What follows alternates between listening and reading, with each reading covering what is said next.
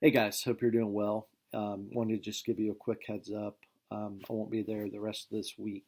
Some things with my father-in-law were delayed, and so therefore I will see you next week on Monday. We'll be diving into the Roaring Twenties. I'm sorry you're having to do World War One pretty much individually.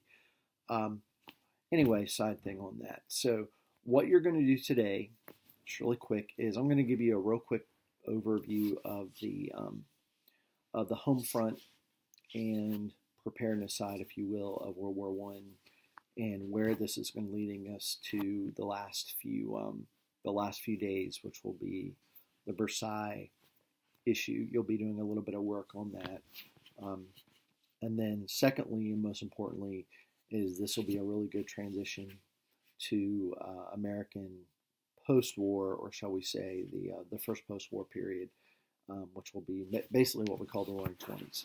Okay, so where we left off the other day, I think, was we were about at the point where Wilson makes his famous war message to Congress, and of course, with a few exceptions, people like Jeanette Rankin, etc., the majority of the Congress, strong majority, are going to believe that there's enough reasoning to think that the intent of Germany with this Zimmerman telegram is to kind of breach the security of the United States. And as a result of that, we're going to move in the direction of declaring war. So we do. Okay. Within about a month, keep in mind, the Congress is going to start to create policies toward a draft. May of 1917, we have the Selective Service Act. That's basically going to create the draft the way we think of it now. Okay. And so if you want to look at one of the slides in your module, you don't have to memorize the facts there, but a lot of people have some interest in how does a draft actually work. The war that we're probably the most familiar with, as far as closer to our age group, that involved the draft, is definitely going to be Vietnam. And I would say you probably see more maybe disagreement or opposition or whatever with maybe the nature of Vietnam. Keep in mind that was not a declared war, whereas World War One and World War Two were. Anyway, side story that, but to keep in mind. The story I'd like to share just briefly is the gentleman in the room.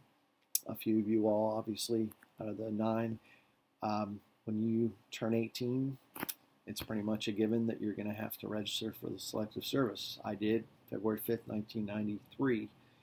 I think it was a Friday morning. I was living with a family friend at the time, and he woke me up, and he was like, "Hey, Dustin, today's a great day." I'm like, "Yeah, I get to be 18 and sleep in." He's like, "Nope, you got to go to the post office and register." And so I did, and here we are, almost 27 years later now. Okay, so I bring that up because it's something that you see a lot of emphasis on. Okay, Wilson, guys, keep in mind, is between this, I kind of mentioned this a lot the other day, this election of 1916 and the eventual declaration of war. He's still trying to hold on as best he can to this neutrality. He uses a lot of really good rhetoric in this 1916 campaign. This is the war to end all wars. He kept us out of war was a common slogan. And what happens is that America decides to get involved. And historians really debate the extent to which our involvement had as much of an impact as it will, of course, in a World War II type of scenario. Keep in mind, one of the biggest obstacles of getting our troops and our forces across the pond or ocean, if you will, is definitely going to be the unrestricted submarine warfare that Germany is using. Okay, so Germany, as a lot of you I think know, it has resorted back to this. And so we created this system called the convoy system. If you look at the next couple of slides, you'll notice that it's basically this system where you've got supply ships in the middle, you've got gunships on the outside, and the gunships are kind of like these escorts.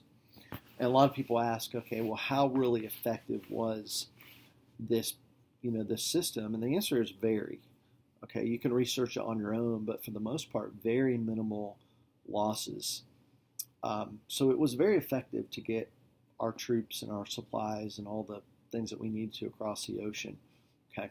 Um, Once we got over there, you'll notice like there's a slide that says key battles and armistice. You'll notice that pretty much most of your major American involvement is definitely going to be um, in the Western front, the Western campaign, if you will. Okay. So I won't say a lot about this, but if you look there just really quick, you'll notice a couple of key battles. I don't know if you have to remember a lot of these, but Cantigny, Belleau Wood, and then if you take a look at the one that's the farthest east moving toward Germany, the Meuse-Argonne offensive. Okay. Germany, historians sometimes say, was trying to save face at this point in the war. So therefore, they're trying to basically, win as best they can. It's probably a foregone conclusion that they're not going to win. They're the last country out of the Central Powers that we think of that are eventually going to surrender. Okay, so what happens? They eventually end up surrendering November 11th of 1918. We celebrate that today as Armistice Day. Okay, also Veterans Day. Okay, so but if you think about it, all this work that it takes to get Pershing and the American Expeditionary Forces and all the American personnel abroad, I would say is pretty significant. But the question is, what are we doing on the home front that allows us to basically be able to make it to where we can have this impact? And that's where there's a slide called World War I in American Society. Okay. I'm a big supporter, guys, of the idea that I think it's very easy for us to overlook the home front, and not to downplay the soldiers and the job that they're doing, but I once heard it put like this: we got to keep the home fires burning. Okay, and that's really what the population back home is going to do, right? You've got a lot of women. Keep in mind, just a couple of quick points that are going to take a pretty active role in the factories, the defense factories particularly. Okay, so, and that's a big deal if you think about it. There have been some progressive states that have allowed women to vote at this point, but not all of them have. Certainly a sizable number have not. Southern states have not. A lot of northern states have not. And the end result of this, I think one of the outcomes is that women, not that they should have had to prove their voting ability or whatever, but a lot of them, I think, are going to get a lot of the positive reputation or whatever that they certainly were rightfully deserving. And so in 1920, that's where we see the 19th Amendment. Okay, African Americans are also, I think, going to benefit with their movement to the north, the Great Migration, moving to a lot of cities that are obviously pretty important to making things. Detroit, Chicago, New York City, of course, places like that. And of course, that'll be kind of like a prelude to additional movement in the Roaring Twenties. Keep in mind. Okay. The downside of this also is, remember, a lot of the prejudice and discrimination against some of the immigrant population, particularly those that were more sympathetic to the Central Powers, Germans, Austria and Hungarians, and Italians to an extent, although remember they did go in the direction of the Allied powers during the war. And then the other group that stands out are the Irish. Okay, so you start to see like this rise of nativism again, and then also keep in mind the Ku Klux Klan is going to really start to pinpoint people that were immigrant status, even their religious affiliation, Jewish people, Roman Catholics, etc. Okay, and this kind of leads into this big concern over radical ideals as well. All right, which kind of leads us. This is kind of during the war, more post World War I as well, with the first Red Scare. Okay, and we'll talk more about that later. But just keep in mind that the idea of loyalty is a big deal.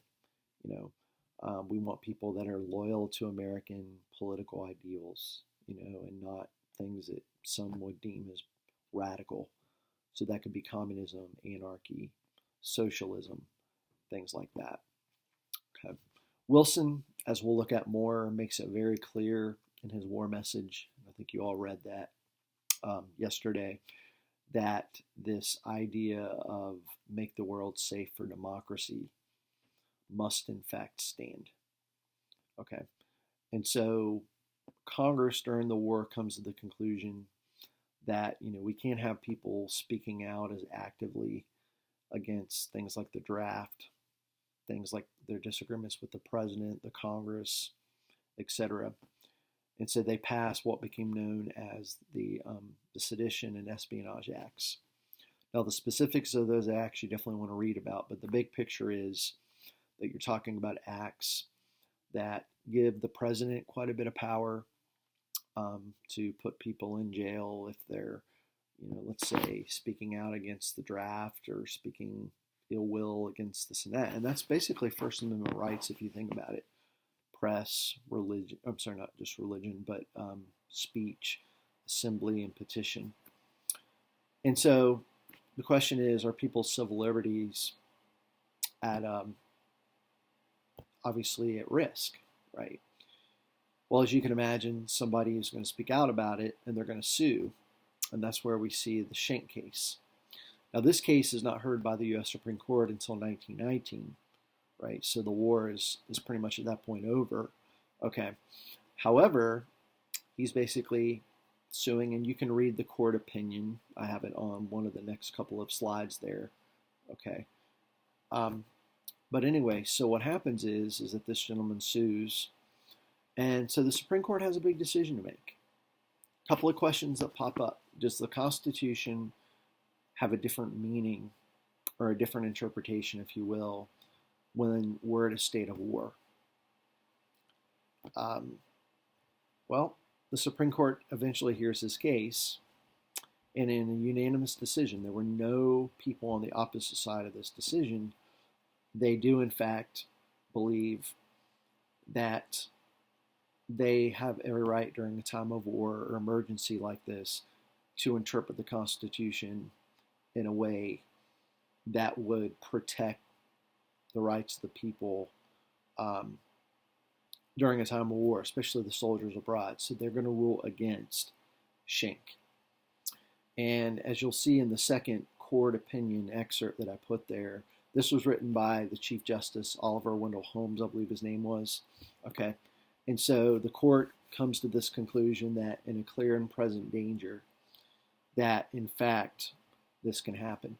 This kind of reminds me a little bit of the debate during the era of the Civil War. If you remember Lincoln making some decisions about like habeas corpus and using martial law and things like that. And the court, I think it was the year after Lincoln had died, pretty much their message was that in a time of peace, this doesn't fly. Now, they use much more legal-like language than I just did. Okay. But in a time of peace, you're looking at a different situation. Okay. So that's going to be the nuts and bolts of that. You can read over the excerpts, take a few notes, and even research it further if you want to. Okay. But that's the big thing. Now, last thing, but important is and this is going to be what you'll be doing for part of the rest of the period, okay, is how do you basically get the people to be on board with the economic side?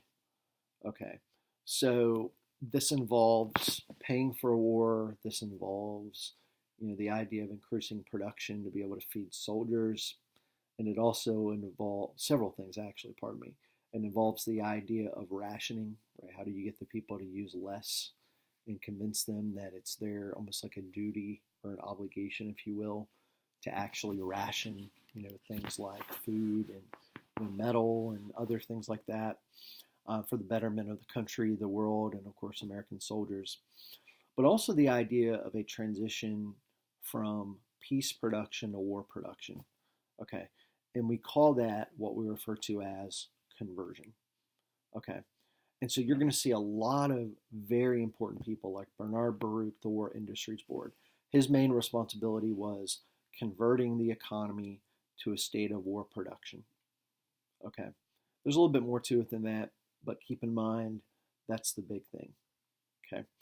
How do we get the people again to ration food? All right, that would have been the job of Herbert Hoover, the head of the Food Administration. They created a fuel administration, you know, and then also not just rationing, pardon me, but the idea of buying war bonds. Okay, so imagine the government doesn't maybe have the money that they would want to be able to fund a war. They can raise taxes, but they can also sell these war bonds. I don't know if any of you have ever gotten a savings bond um, for Christmas or a birthday or a gift of some sort, but those are very common ways of government basically kind of taking out a loan from the people, and then they pledge to be able to pay that loan back after a bond matures. The example I like to use is when I was trying to buy my first house back in 1999, of course, trying to round up a down payment. I had a bunch of savings bonds, and some of them were from like, March of '75. So I was like 1 month old when somebody gave me that bond. But I was 24 and it had matured. And so the government says, we're going to give you interest if you keep them beyond a maturation point. Okay. The downside, for those of you that are thinking, oh man, we get to make money off these, you still have to pay the tax on the interest, right? So anyway, that's a little bit of a downside, but it's at least there. Okay. Now, how do you basically sell the people this war? Propaganda. And George Creel, there's a picture of him on one of your slides, is going to be the person that's pretty much put in charge in this Committee on Public Information. Okay. His main job is to create all these posters that you're going to start to look at here in a few minutes that are basically getting the people to support it. Okay. Now, we're pretty much done with the introduction on that. Okay. So look over the quotes. Keep in mind it was a unanimous vote on the Shank Case. And then there's a slide that gives you a set of directions. Okay. Before you start to do this activity, there's a little video that I posted. It's about 2 minutes and some change, I think, and it kind of walks you through a very patriotic set of music in some of the posters. The neat thing about these is that a lot of those posters were English or British, pardon me, and also French. Okay, so for those of you who have taken French, when it gets to the French ones, you might even be able to read some of them. Okay, but the activity that I want you all to do for Thursday, okay, is pretty straightforward. It shouldn't take you more than maybe 20 minutes to do if you spend some time on it. The link is on Canvas. Okay, and you can put your answers on your own paper. You can put them in a Word document or something like that. Okay, but what I would like for you to do is go through and just kind of create a list. Like you'll notice that you are asked to like pinpoint which enlistment poster do you think is, in your opinion, the best form of propaganda, persuasion. Okay, war bonds, rationing. Okay, so I didn't want to create a list of all of them and then pick the one that you like the most, maybe put that in bold. Okay, and then which do you think is the most controversial, right? And maybe explain why. Okay, describe the context. Okay, and then how do they reflect nationalism? Okay, if you finish this early, okay, my suggestion is to prepare for the quiz tomorrow, that first of all, you finished your chapter 22 reading.